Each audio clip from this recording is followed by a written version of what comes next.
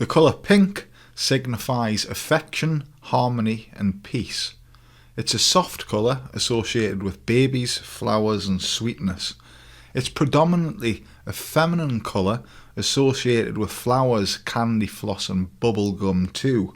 It's a colour of clothing, bedding and toys for newborns and a popular colour of wedding wear. Pink is anti-aggression and the softer side of the overpowering red.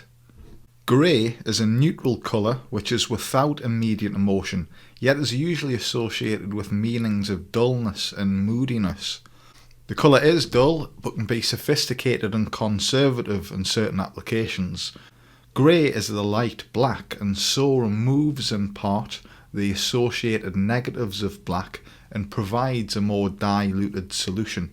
Grey is usually the colour which is used as a base to depict silver alongside other tones in graphic design.